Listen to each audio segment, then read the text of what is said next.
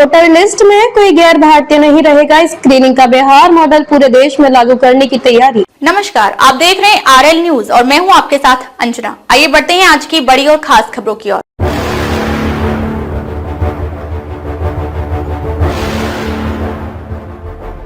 अगला नंबर असम और बंगाल का। नमस्कार, स्वागत है आपका हमारी खास रिपोर्ट में।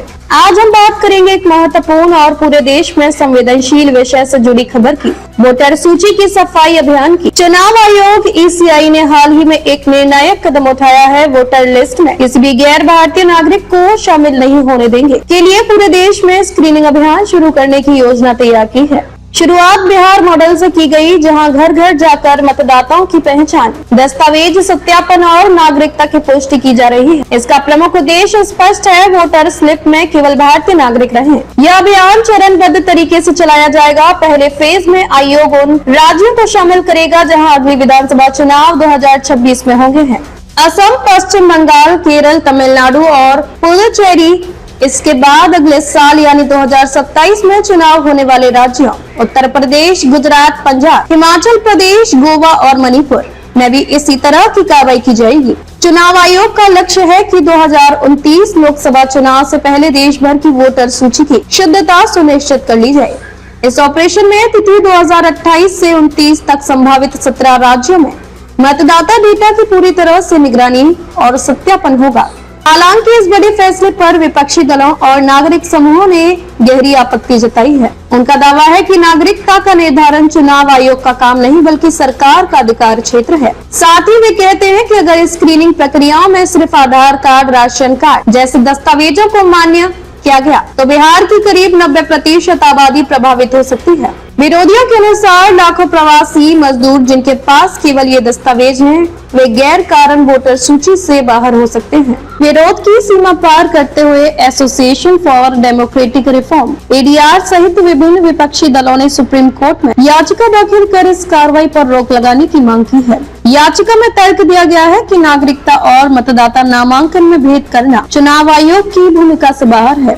इसके साथ ही दस्तावेजों की वैधता पर भी सवाल उठाए गए हैं। इस महत्वपूर्ण मामले की सुनवाई सुप्रीम कोर्ट ने 10 जुलाई को निर्धारित की है। राजनीतिक दृष्टिकोण से देखें तो विरोधी दल स्क्रीनिंग प्रक्रिया को लेकर बिहार में चले चक्का जाम और बड़े प्रदर्शन भी कर चुके हैं। वहीं असम व बंगाल जैसे संवेदनशील क्षेत्र में जहां पूर्व से ही बांग्लादेशी प्रवासियों को लेकर विवाद चल रहा है, वहां आयोग की इस तैयारी को एक बड़ा परीक्षण माना जा रहा है। इस पूरे मामले के दो पहलू हैं, सरकारी एजेंडा और नागरिकों की चिंताएं। वोटर सूची की सफाई लोकतंत्र की रक्षा के लिए जरूरी है, लेकिन इसके साथ ही पारदर्शिता, निष्पक्षता और कमजोर वर्गों के हितों की सुरक्षा भी अपरिहार्य है। कमीने दस्तावेजों की वैधता, प्रवासी आबादी की पहचान और चुनाव आयोग की संवैधानिक सीमाओं पर सुप्रीम कोर्ट की सुनवाई का निर्णय महत्वपूर्ण मोड़ ले।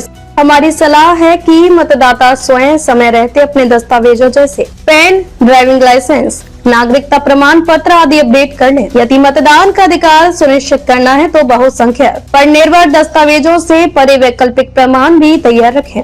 आगे हम सुप्रीम कोर्ट की सुनवाई की प्रमुख ताजा खबरों, अदालत में उठाए गए सवालों और ईसीआई द्वारा सेवा के लिए अपनाई गई स्क्रीनिंग प्रक्रिया की विस्तृत जानकारी लाते रहेंगे। तब तक बने रहिए हमारे साथ। धन्यवाद। अब तक के लिए बस इतना ही, फिर मिलते हैं कुछ ऐसे ही बड़ी खबरों के साथ। तब तक के लिए नमस्कार और देखते रहिए आरएल न्यूज। ऐसी लेटेस्ट अपडेट पाने के लिए हमारे चैनल को लाइक, फॉलो, सब्सक्राइब करें और बेल आइकन दबाना ना भूलें। अगर आप हमें फेसबुक, ट्विटर या फिर इंस्टा के माध्यम से देख रहे हैं तो हमें कमेंट जरूर करें। धन्यवाद।